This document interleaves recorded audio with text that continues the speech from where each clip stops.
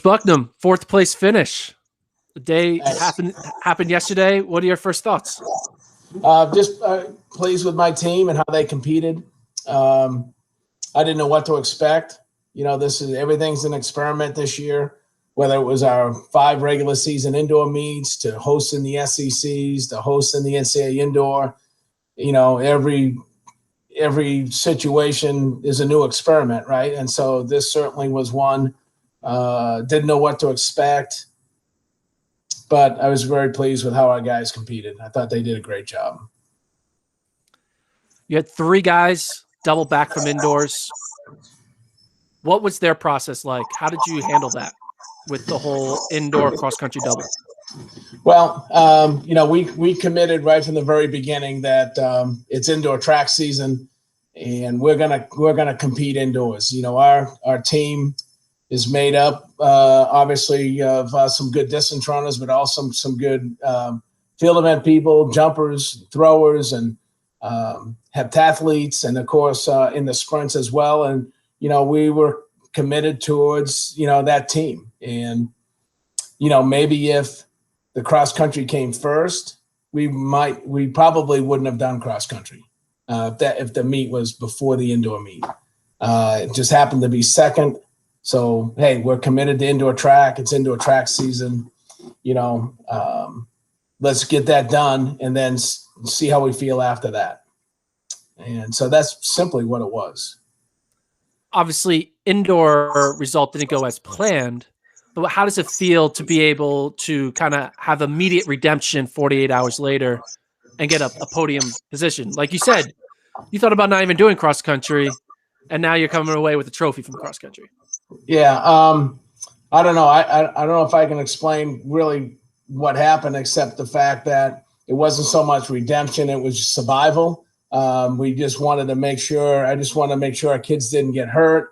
They weren't so spent that we couldn't get it done. So we made the commitment to leave our name in the mix. We felt we would get selected since we were the SEC champions, and figured that I had enough guys that that we could put a team together without the indoor athletes, right? That competed. And a lot of it was just based on post indoor from Saturday afternoon after we get done at 3:30, 4 o'clock, body language, how they're feeling, how, we had to get on them. I wanted to keep the cross country meet part of the indoor meet, right? So instead of going home and staying overnight and then going over on Sunday morning, I wanted to leave right away. And we left right away. We got over to Oklahoma and made it feel like it was a third day of a championship. And that's kind of how we treated it. And then it was just keeping an eye on our guys and seeing how they were doing. That makes sense. Makes sense. When you look back at the challenge you were faced with hosting nationals, wanting to put emphasis on indoors, but having a team, with all your guys, a lot of seniors and juniors, this is a championship caliber cross-country team. How did you handle dealing with, hey, our cross-country team's really good? I mean, clearly it's good. A non-fresh team got 4th. So how did you handle that challenge of deciding between cross-country and indoor and ultimately deciding to do both and ending with a trophy at the end of the tunnel? Well, basically, we just decided. I told the team, we're not gonna be betwixt and in between. We're not gonna train some on the grass and try to do a little bit of both. We naturally go outside.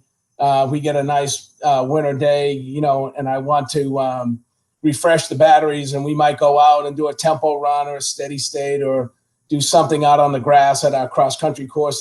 That's not unusual for us to do that every once in a while, year in and year out.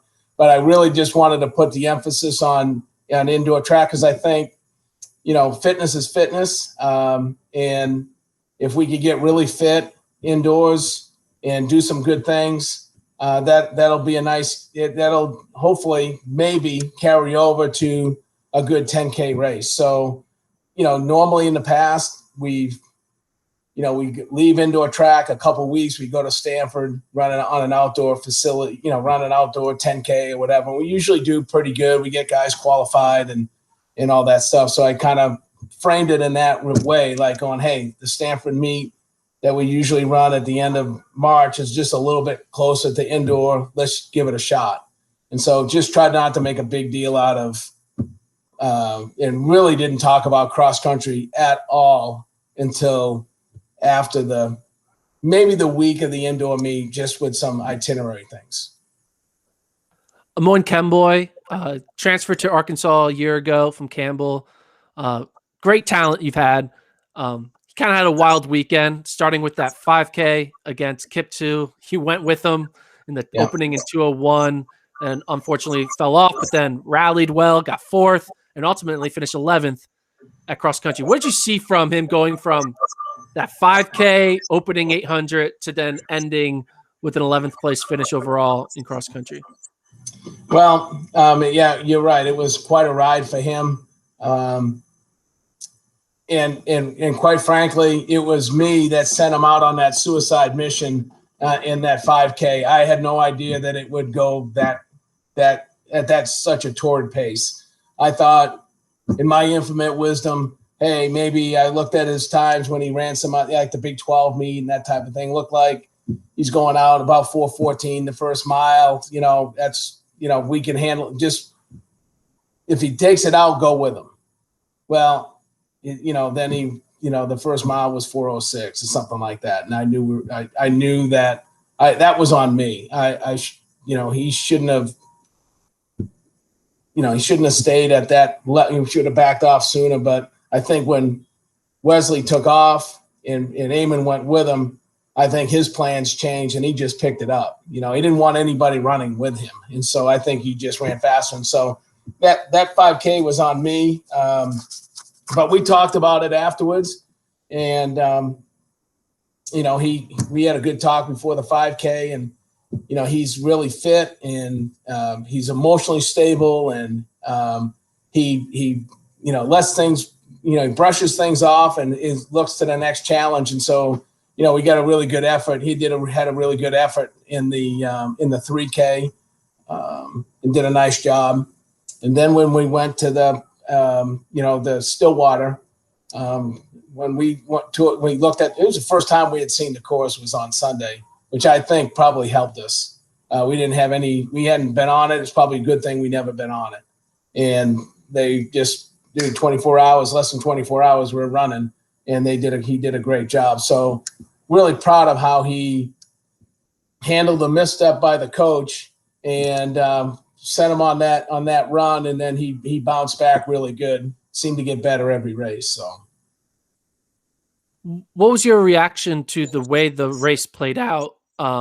Especially we saw in the women's race, there's a lot of carnage in the final 1K. How did you think that course played out for you guys?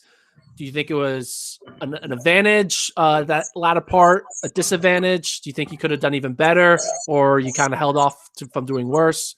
What was your perspective of how the race played out? Well, I definitely think we would have run better if we had fresh legs. No question about that. Like I said, I really felt it. I really feel it was an advantage for my team not to have seen that course earlier. So, I think it was an advantage that we ran it fresh, that we hadn't seen it. They hadn't felt that pain. They didn't, they were in that competitive mind frame. And so we tell our kids all the time, it's not about the course. Everybody's on it. It's about racing the guys on the course. And so we focused on that. And, when I look at our place finishes over the last 2K, Eamon gained 4 or 5 places. Luke Mead, who has done a phenomenal job for us, kind of our unsung hero, is Luke Mead, the transfer from Furman. Guy's an All-American. He picked up 16 places in the last. His legs were fresh, but he picked up 16 places, in the last 2K. Whereas Gilbert dropped 18 and Manuel dropped 12. McLeod was kind of in the middle. So seeing what Luke had done can't really compare Eamon because he's just special, but to see what Luke done, I would assume that probably the same thing would have happened to our other guys if we hadn't, raced and all that. So one interesting stat I noticed, obviously excluding NAU from the picture, but the second, third, and fourth place teams were all conference champions from the fall. They all ran their conference championship in the fall, and they were able to continue their season well into the winter. Do you think that's a coincidence? Do you think there's a reason for that?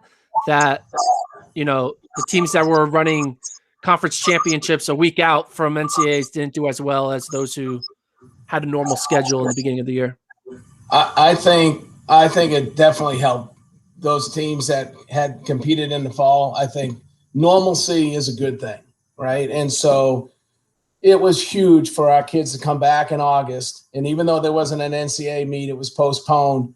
We had an SEC championship, and it just felt normal. It felt right to be able to race and do cross country in the fall and run for a championship. And not only did it help, our distance guys, it helped our whole track team. Our whole track team, they were pulled after the SEC indoor championship. Our team was pulled off of Albuquerque, nothing in the spring, nothing in the summer. And for those guys to see us training in the fall for a championship made everything feel better. Do you know what I'm saying? So it like, hey, you know what? We are going to return to normal. There's, we're not going off the rumors that we're not looking at the Ivy League stuff where they're canceling everything here and there. The SEC, Arkansas, we're training for, a championship fall. And so I think that normalcy, Gordon, helped us, probably helped those other teams too. Preseason, in a normal year, we looked at Arkansas as potential breaking up the NAU BYU battle. You have 4 seniors on this squad. This year doesn't count eligibility-wise. Is the plan for all your core seniors and juniors to all return in 2021? Yes. Yeah. Is that an exciting – that's not normal, right? So how do you kind of handle having overly abundance of 5th and 6th year type guys, especially when you have another recruiting class coming in? Well, it's wreaking havoc on the next recruiting class. There's no question about that. It's a form of discussion almost every day with my staff because of how abnormal it is and having these guys come back. But we got to fight through it. We got to be able to, figure it out. And I believe that all these distance runners will be back. And, it was tough to be maybe a high school senior at this point, simply because I think it probably is going on in a lot of other places too. And it's just, it's a tough spot. Luckily, we signed, some guys early on the distance side. But we have a lot of work to do on the ballistics side of things too, because that's a big part of what we do. And, we're just trying to fight through it. And, there might be scholarships where everything will be, if kids come in, we might have to, backload it with their money towards the end of their career, not at the beginning, just to be able to accommodate everybody. So it's a battle, no question about that. What do you think the ceiling is for this version of the team with another spring season coming, a summer, but ultimately in that fall, if they all are back? What do you think they're capable of? Well, I do know that, we're capable of doing better. Whether it's better enough to unseed Northern Arizona, I don't know.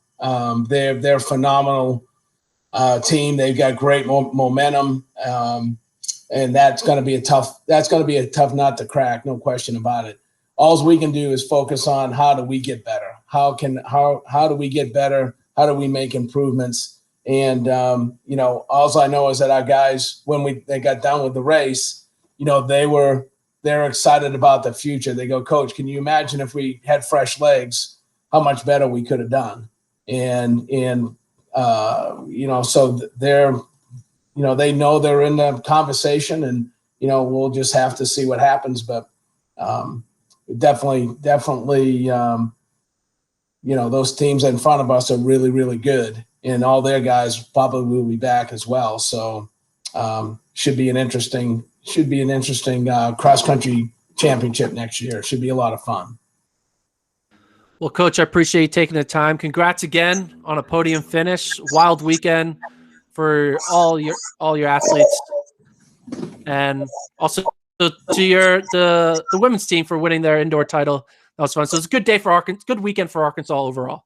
It was great. It was good across the board. Top 10, 2 top 10 finishes for us, and the women winning. That was there's a lot of excitement, and there's a lot of good vibes here right now, and we're going to try to keep it going.